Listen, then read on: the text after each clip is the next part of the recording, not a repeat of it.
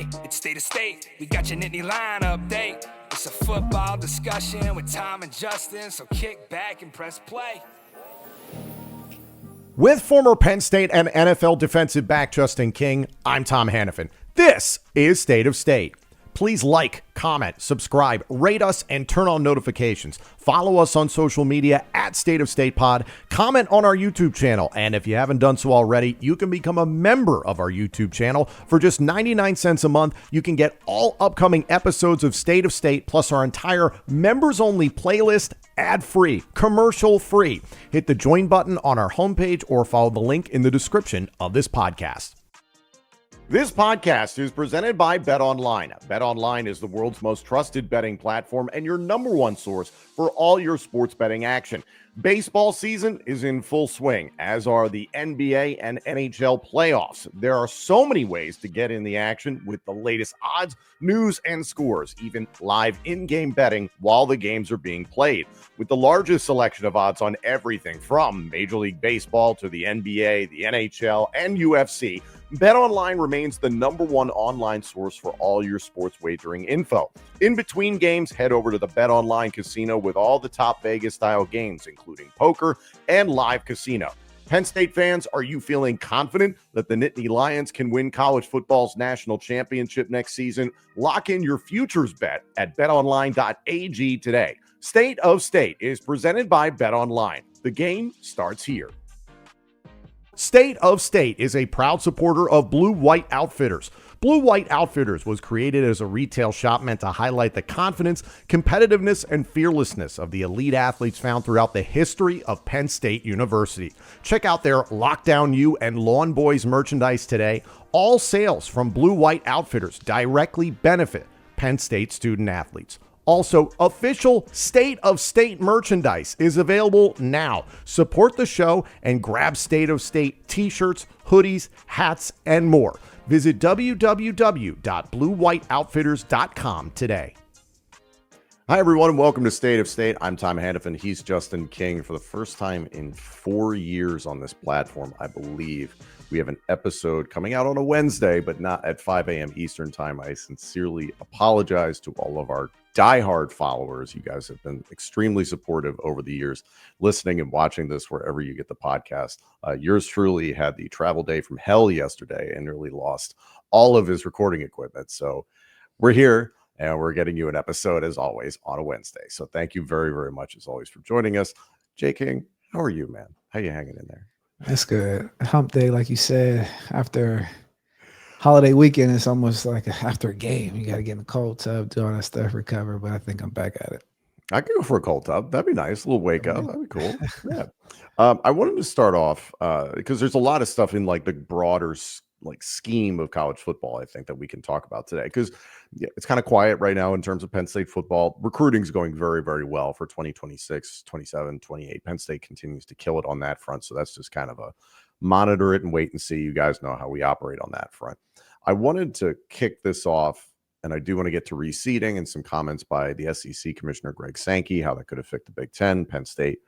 But a comment recently that came up via Athlon Sports in regards to Penn State's outlook for 2025. The quote was from an anonymous Big Ten coach. Justin, we love when we get those anonymous quotes, somebody who won't, put their name on something. Anyway, name on it. The quote, "This is the season James Franklin's entire coaching career could be judged by. If they can't change their big game problems with this group, it's not happening." That's a big statement. I'm very curious what your just kind of knee-jerk reaction is to that. I think it's pretty short-sighted and lacks nuance. I don't think anybody's career is made up of 1 year when you've put in that much work in terms of productivity and building from that standpoint. Yeah, we're judged on, I don't even know if we're judged on championships anymore, because there's only a few coaches that win championships. You're looking for somebody that's able to steer a rocking ship and give you a chance every couple of years at a national championship. Now, if you accomplish that, you accomplish that. That's all from school to school. We can all say it's championship or bust, but like when we look at the reality of who wins national championship and those different coaches, yes, he has to get over that hump to be, I guess, an elite national championship winning coach. But I don't think this season defines anything of a man's historical, coaching career to this point. When you know how much, that goes into coaching and the level of success that they've had, I don't think it's championship or terrible coach. I just think that's a terrible framing going into the season.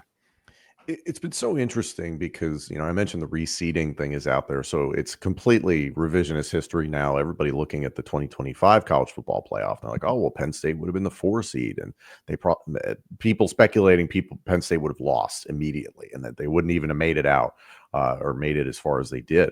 So it's just kind of interesting looking ahead. Also, people have projected out what the 2026 college football playoff could look like.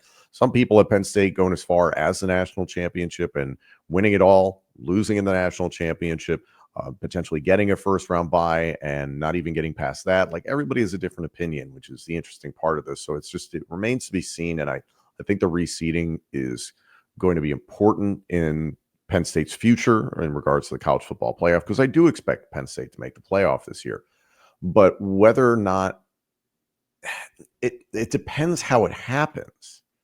In my opinion, if Penn State were to make it to the national championship or the semifinal and play their hearts out and play a fantastic game top to bottom, and it's one single thing that the other team pulls off or a referee call or something like that, it's always something little.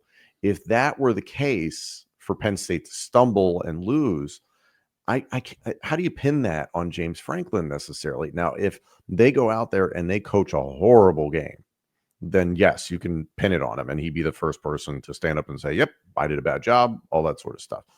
People can look at the game against Notre Dame and talk about, wow, Penn State really choked there. It's like, they played a physical game against Notre Dame most of that game. And then, yes, Drew Aller had some shortcomings in the passing game. And yes, the wide receivers stunk. That's fair. But this narrative about the losses in big games, I completely understand it. I've been the first person to call it out. I just don't think the outcome of the 2025 season is going to make or break James Franklin's career. He's not going to get fired if Penn State doesn't win the national championship this year. That's not going to happen. And there's also the real world possibility, Justin. I've thought about this and we've talked about it, is Penn State does feel all in for 2025 because they know what they have. They realize this is an outstanding roster and arguably one of the top 3-4 rosters in the country. I think that's safe to say. Even if they don't win it this year, the fact that Penn State has gotten its NIL situation fixed, and in your opinion, would you say they're up to speed with the Blue Bloods, the top 5 power teams in the country? To go back to a little bit what you said before I answered that, I would say that football being one of the sport of variables, right? That it's always hard to pinpoint things on coaches in the midst once the foundation is set. That's why I think it's so important when you have systems of intaking talent and personality traits and things of that nature and building a sustainable football team to be able to have consistent results. I think that's why we're seeing even NIL line up with Penn State through this phase, is because I don't think they were successful chasing the money from the standpoint of just like, hey, let's go raise money.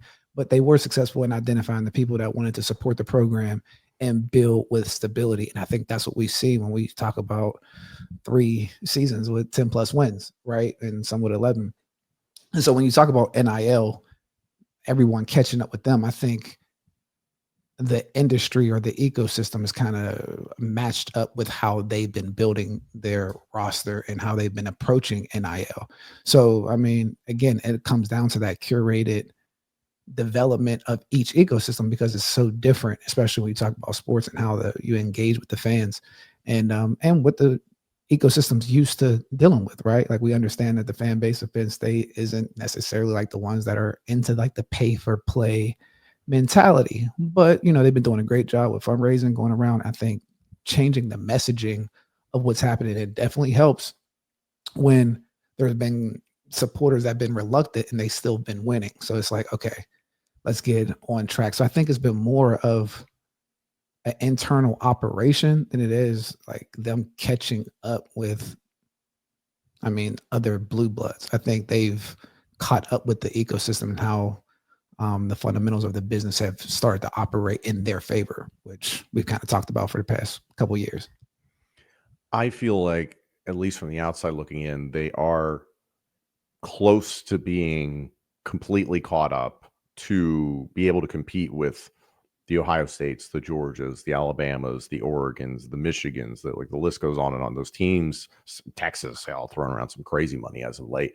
So, I mean, like they seem like they're getting closer and closer and closer. The gap is getting tighter.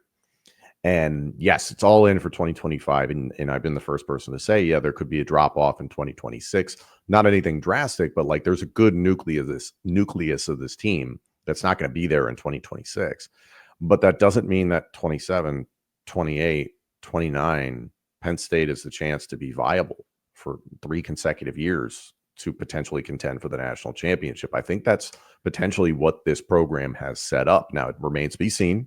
There's a lot of things that can happen between now and then, but I think there's been really big dominoes that have fallen. And I think that the recruitment of Drew Aller, we're not going to really understand the effect of that for another 5-10 years, because getting a 5-star quarterback of that caliber hopefully sets Penn State up to get similar guys in that vein. And Penn State has a nice crop of quarterbacks behind him, so I feel positive about the future. Getting Nick Singleton and Katron Allen to perform at the level that they have. Penn State's consistently had good running backs, great running backs at times, and this is just adding to that. Offensive line now has a good reputation. Tight end has a good reputation. Wide receiver is being heavily recruited 26, 27, 28 to the point that they're trying to fix the problem they've had a number of years. Defensive line, hell of a reputation in terms of guys going to the next level.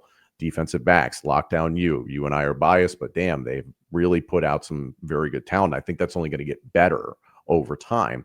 Linebacker I think that reputation's taken a little bit of a hit in the last handful of years, but it's like, hey, it's still not bad. Still got a nice group there.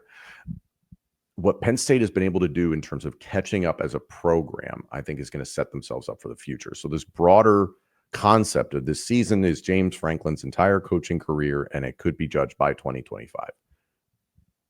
Bullshit. Again, it's short-sighted. And I think what you're referring to, though, even when we talk about NIL, them catching up is a level of development versus acquisition, right? They acquire and develop the right players. It's not like they've been going out just spending big money on like the Nico situations, and that's why you haven't had a lot of hold-offs with Penn State players, right? Oh, we're going to do this, and this guy goes, and like you can build a team around that. So when I say like the NIL, I don't know if they've gotten much.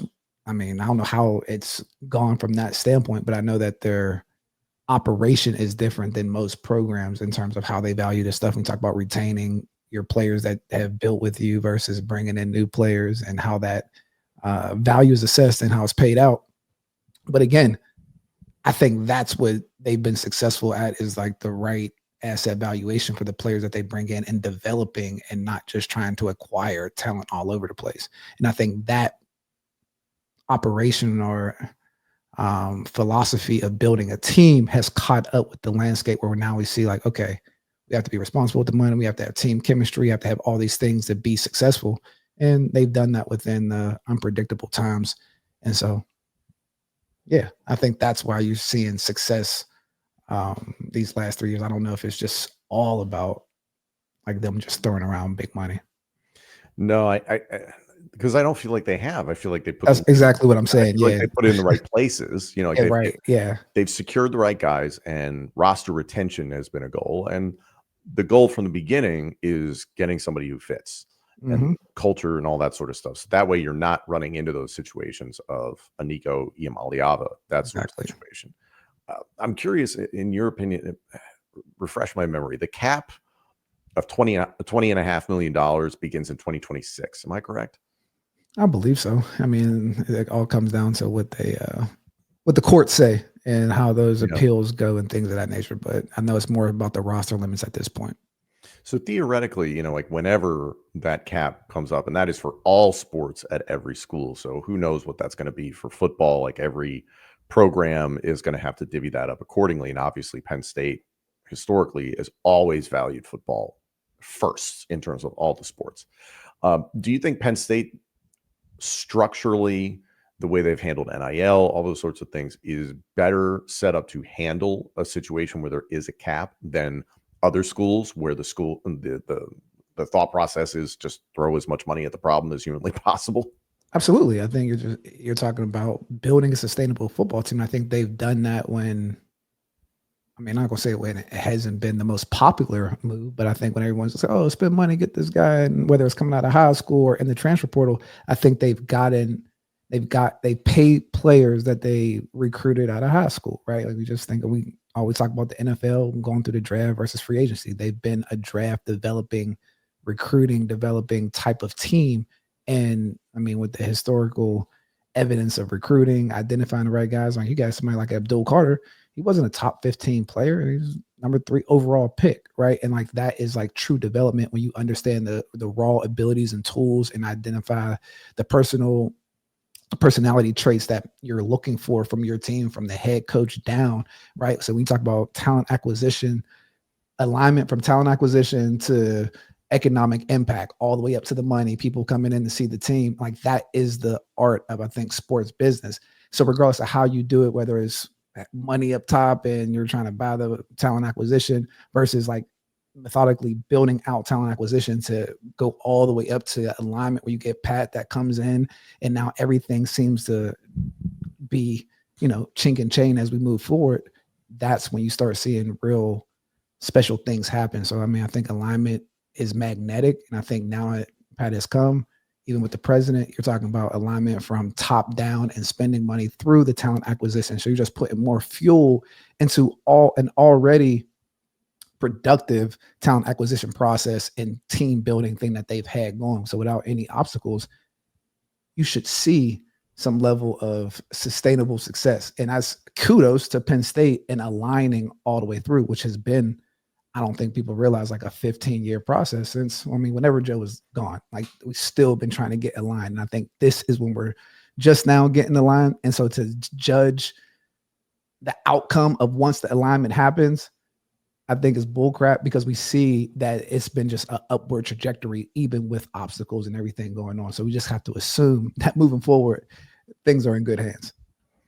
In your opinion, are there a bunch of schools that whenever a cap gets instituted are kind of like, oh crap, now we have to budget this?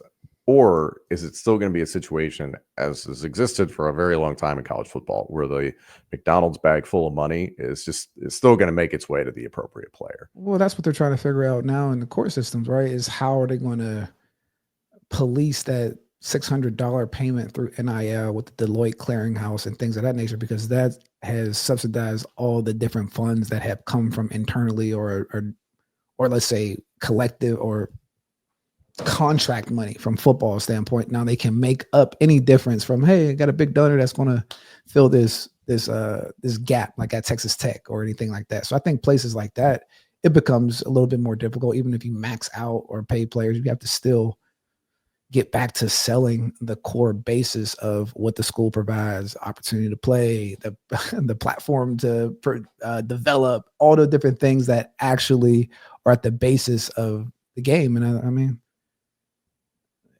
how the operation of the team maneuvers is going to be the telltale sign for the successful and unsuccessful programs in the future. I think the seasons that will stand out as of right now, and again, we have no idea how much longer James Franklin will be at Penn State. So it's like part of this, like I hear the people who are frustrated with him. I do. But at the same time, it's like, do you want the Bo Pelini situation that Nebraska had? It's like everybody like needs to take that opportunity and step back. My counter argument to this, oh, well, he's going to be judged entirely by the 2025 season if they don't win the big game, if they don't win the national title. Are we going to judge him off the 2014 season? Are we going to judge him off the fact, not the wins and losses, it's what he inherited.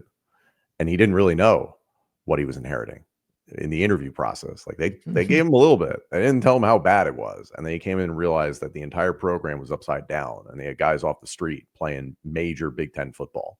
It was a ludicrous situation and the program nearly on its deathbed. That's what he inherited and pushed through. And then a couple of years later, literally 2 years later, a Big Ten championship, Trace McSorley, Saquon Barkley, that litany of stars, that was not by accident. that was a hell of a job done in those first handful of years. And Justin, you were there at that middle point, obviously, and you remember seeing that rise to the Big Ten title. So I hope that if people are going to have the highest of expectations when Penn State's roster is potentially at its best for Penn State football under James Franklin, then look at the situation he inherited at its worst and what he made of it. I think that's a far better way to look at it. But everyone harps on the losses against the top 10, the top 5, all those sorts of things. And those are fair. Those are fair points. But to say that, oh, he's just going to be based off of the outcome of 2025, I don't buy that. I mean, structurally, what he's built earns credit, right? You're talking about 8 head coaches, the type of development, the type of staffs that he's brought in from just the conductor standpoint. I mean, we can't take that away. Obviously, we got to get national championships if that's where if that's what we're talking about. I mean, that's just, again, so far in between. I don't know if that's just the metric for a successful college football program in this day and age. Yes, that is the goal, but sustained success and winning 11 games and developing players, and you got to say you care about education and all these different type of things. We got to just make sure that we're looking at the right platform that these coaches are producing or providing. Because if we keep making it about winning and losing and all these different type of things, then miss me with the colleges for development and all this other stuff. Because if that's the case, then because the focus on winning is not the focus on their development. And out of all the coaches, the one thing that I always am like, that kind of irritated about is that James doesn't get that developer check mark that he should get, because he's actually one of the good guys in the business that cares about guys moving forward and developing and doing right by them, to the point that sometimes it comes up when we get into these cutthroat or judging next to other cutthroat programs that don't do that and they get different results. Just understand that as we get closer to that ultimate bottom line, that it's no longer a holistic development type of situation. So there's a fine line. So, but having that holistic development and still winning 10 and 11 games, we have to understand what that is, because sometimes when national championships, yes, you do have to get cutthroat, but there's ways of having success that I don't know if the Penn State fans are even ready for that type of living and that situation that comes with it. So just enjoy this ride and let's go for some W's. I was going to say, imagine a world where Penn State fans get everything they wanted and then it's still not enough. Come on, man. But hey, listen, I'm one of those people, I've said it before. I grew up a Penn State fan. My mom, my brother went there. I went to the university. You literally bled for the school. So it's like, yeah, like we all want to see the first national championship in nearly 40 years. And we do feel like 2025 is a plausible year for that to actually happen. But to say that James Franklin's legacy lives and dies with the season is I don't agree with that. I do want to touch on some of the broader subjects I was mentioning. How do you feel about the reseeding for the college football playoff, considering we're going into the last year of the 12-team playoff format, which is insane because we just did the first one and then it's going to expand to 16? Who cares? I mean, play when, you know what I mean? It's all just storylines that lead up to the game. Now it's just clear, hey, you're one plays 8, whatever that looks like. Mm-hmm. Let's get it cracking. At the end of the day, I don't really takes the onus out of the little selection committee out in Grapevine, Texas. So they're picking people where they play. Hey, where you're seated, that's who you play. You know what's going on. Let's roll. It's a TV product for them at the end of the day. Yeah, and I mentioned it off the top, and you and I were talking about this before we came on. SEC Commissioner Greg Sankey is claiming that by 2028, the SEC will no longer be a part of the NCAA. For a long time, people have been asking the question, why does the NCAA even have governance over power conferences like the SEC, like the Big Ten? So first off, what did you think of that comment? And then 2, would you expect the Big Ten to follow suit that same year, soon, after?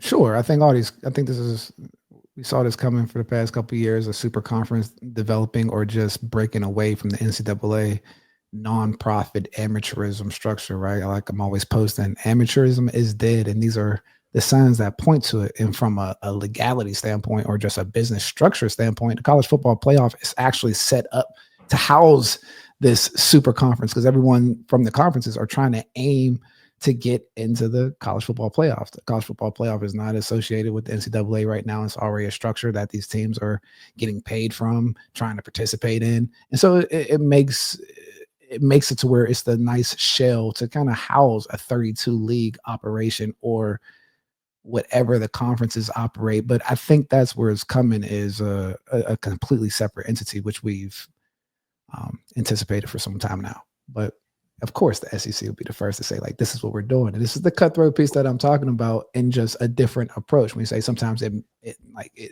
they care more in the South about how we approach things.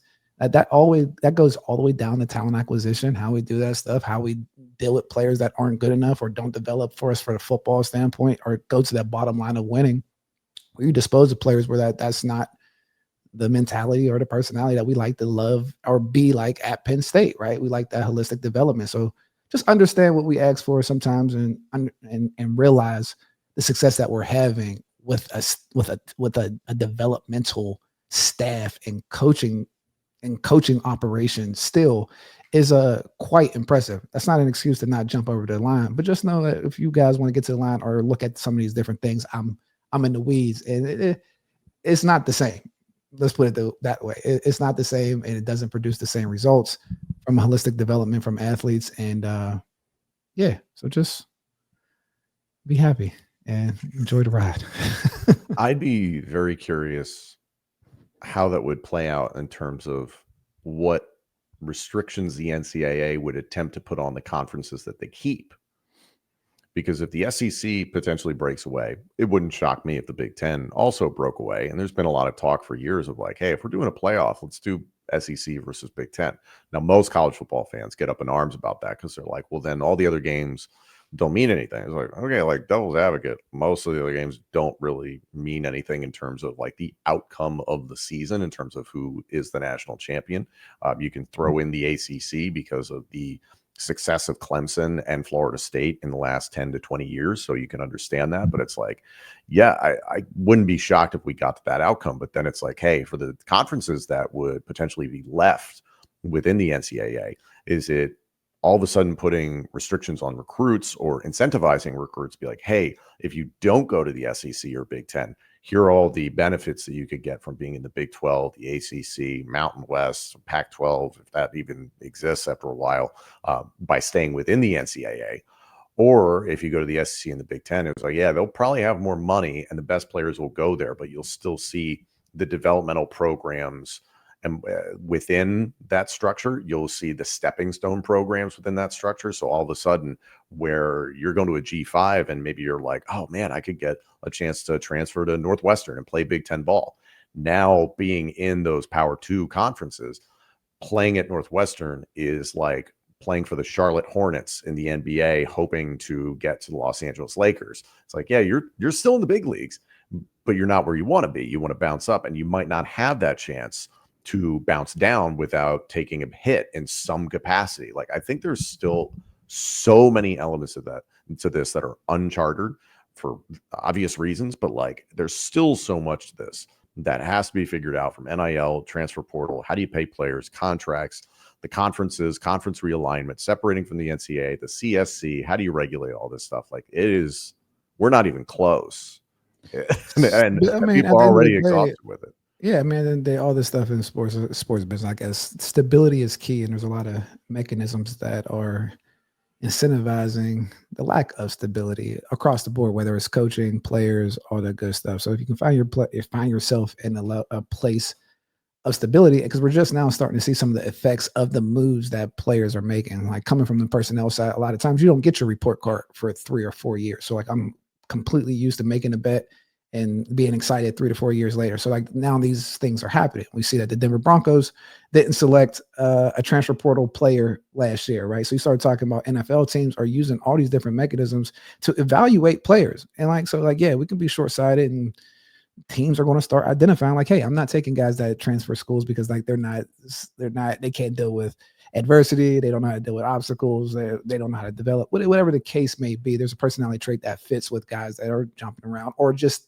different avenues that are, portrayed to these athletes that are moving forward and don't see the whole effects of that. And so when you have a place that can produce or I guess, nurture stability and growth and development and have success and have wins and have outcomes where guys go on and have success. Like we talk about guys from Penn State going on to the NFL and not just being there, but like, hey, Saquon's going to be on the front cover. Like we're talking about real outcomes and real success, maybe from the individual more so than the team, but pretty damn good team success too, if we want to wrap it around. So sometimes the discourse or even the conversation, I just feels like is just misplaced. You know what I mean? I agree with that. That's just me. Speaking of covers, congratulations to James Franklin. Nick Singleton will be on the cover of the EA College Football 26 game that should be out soon, and I will disappear into my PlayStation 5. So congratulations to them. Tell us how you guys feel. What do you think about the reseeding? What do you think about the SEC and the Big Ten potentially separating from the NCAA? The good, the bad, the ugly, all those sorts of things. And especially, what do you think about James Franklin's legacy? Will it be defined entirely by the 2025 season, or does it go beyond that? We are all ears on that front here in late May. Thank you all so much for joining us. This episode and our entire library of shows is available now on YouTube, Apple Podcasts, Spotify, and wherever else you get your podcasts. Please like, comment, subscribe, rate us, and turn on notifications. Follow us on social media at State of State Pod. Comment on our YouTube channel. And if you haven't done so already, you can become a member of our YouTube channel. For just 99 cents a month, you can get all upcoming episodes of State of State, plus our entire members-only playlist, ad-free, commercial-free. Hit the join button on our homepage or follow the link in the description of this podcast. State of State is presented by Bet Online and by Blue White Outfitters.